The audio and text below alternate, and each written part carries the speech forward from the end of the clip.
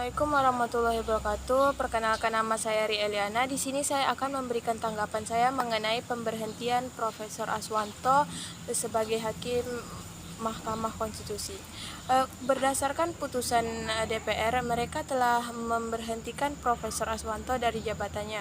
Hal ini tentu dianggap tidak sah dan telah melanggar Undang-Undang 1945 karena wewenang DPR itu hanya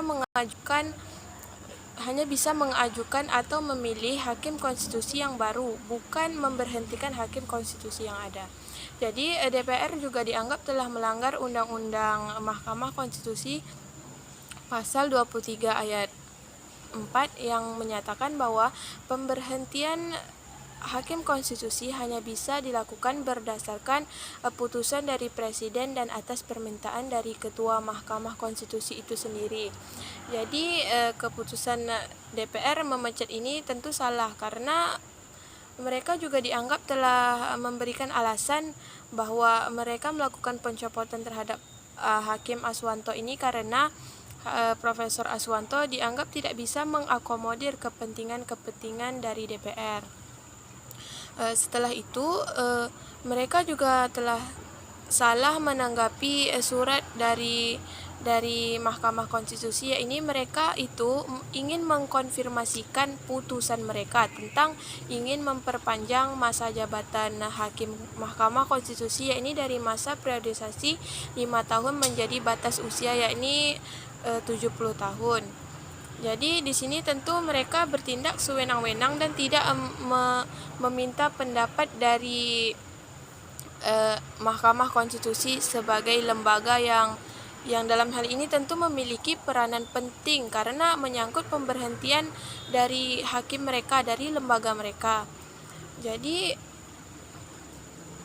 pemberhentian Hakim Aswanto ini dianggap tidak sah karena bukan merupakan permintaan dari Mahkamah Konstitusi tapi berdasarkan surat dari DPR.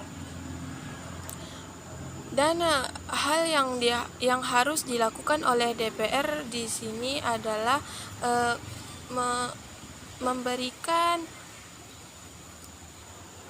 penjelasan kepada masyarakat luas agar tidak dikecam buruk atau telah melanggar undang-undang sehingga mereka diharuskan untuk tidak atau membatalkan keputusan mereka itu dan tetap menjadikan Profesor Aswanto sebagai hakim di Mahkamah Konstitusi. Setelah itu akan tetapi jika mereka memang ingin melakukan pencopotan terhadap Profesor Aswanto, tentu mereka harus mencari alasan yang tepat yang bisa dimasuk akal dan harus melalui dari ketua Mahkamah Konstitusi karena wewenang mereka untuk melakukan pencopotan terhadap anggota dari lembaga mereka. Sedangkan DPR hanya memiliki wewenang untuk mengajukan dan memilih hakim konstitusi yang baru, bukan memberhentikan hakim konstitusi yang ada. Hal yang dilakukan oleh DPR ini tentu sangat menuai pro dan kontra di Indonesia. Jadi diharapkan agar bisa menyelesaikan masalah ini dengan secepat, dengan cara damai dan tidak mengulangi kesalahan yang sama agar DPR bisa dikecam baik oleh seluruh masyarakat Indonesia. Jadi sekian yang bisa saya sampaikan, lebih dan kurang saya mohon maaf. Assalamualaikum warahmatullahi wabarakatuh.